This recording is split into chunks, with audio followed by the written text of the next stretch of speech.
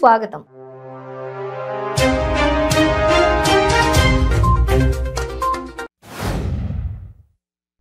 రాజన్న సిరిసిల్ల జిల్లా వేములవాడ నియోజకవర్గంలో హాత్ సే హాత్ జోడో యాత్ర పేరుతో టీపీసీసీ ప్రెసిడెంట్ రేవంత్ రెడ్డి చేపట్టిన జోడో యాత్ర 21వ రోజుకు చేరుకుంది.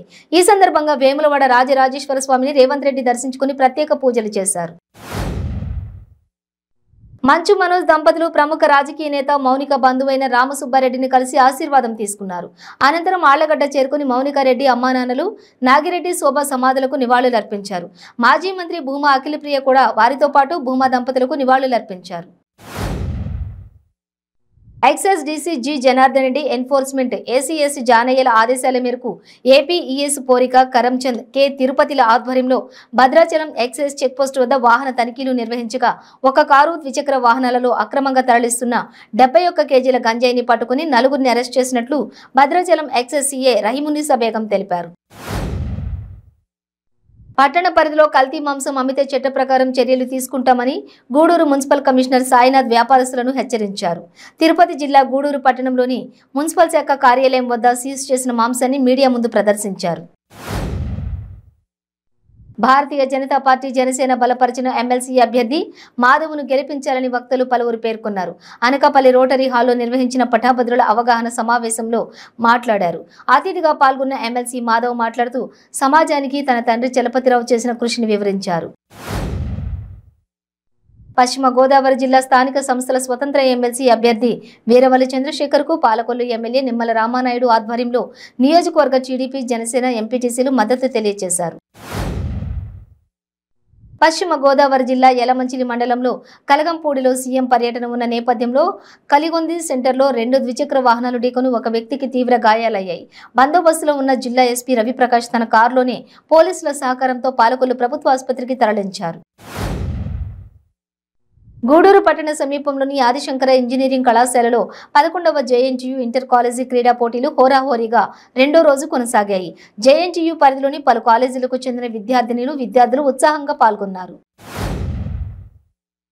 కడప జిల్లా రైల్వే కోడూరు మండలం అనంతరాజుపేటకు సమీపంలో కొత్తమంగంపేట వద్ద అదుపు తప్పిన కారు, బస్సును, బైకును ఢీకొన్న సంఘటనలో ఓ వ్యక్తి మృతి చెందారు.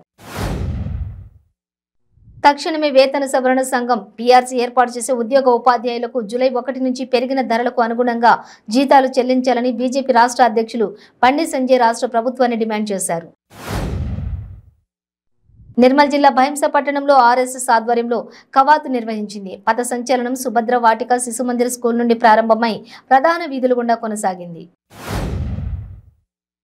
నయీం లాంటి కరడుగట్టిన తీవ్రవాది నన్నేమీ చేయలేకపోయాడు. కోమటిరెడ్డి వెంకటరెడ్డి ఏం చేస్తాడు అని టీపీసీసీ ఉపాధ్యక్షులు చెరుకు సుధాకర్ అన్నారు.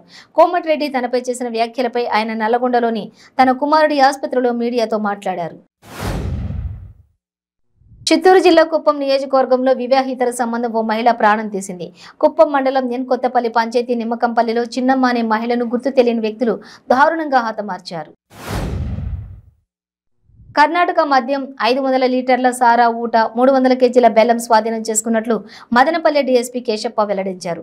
Madanapalle 1 town 2 town rural traffic పోలీసులు సమిష్టిగా స్థానిక బెంగళూరు రోడ్డు నక్కలదిన్నె వద్ద నిర్వహించిన నాకాబందీ తనిఖీలలో ఓ వాహనంలోని సారా ఊట వాసనను గుర్తుపట్టి స్వాధీనం చేసుకున్నట్లు డీఎస్పీ తెలిపారు.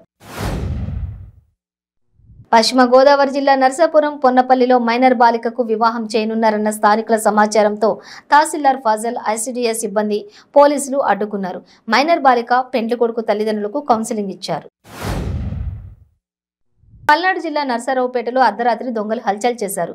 ప్రకాష్ నగర్ సాయి సుకృతి టవర్స్ అపార్ట్మెంట్లో ప్రవేశించిన దొంగలు 2 గంటల పాటు అపార్ట్మెంట్ కింద సంచరించారు. ఈ దృశ్యాలు సీసీ కెమెరాలలో నమోదవడంతో స్థానికులు భయభ్రాంతులకు గురవుతున్నారు.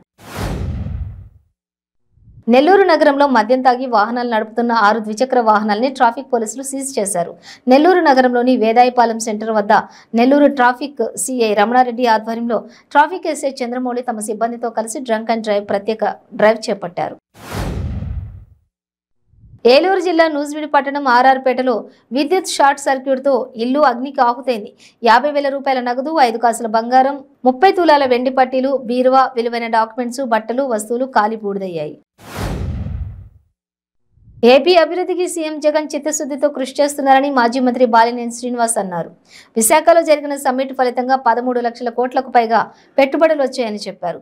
దీంతో రాష్ట్రంలో లక్షలాది మంది నిరుద్యోగ యువతకు ఉపాధి లభిస్తుందని తెలిపారు.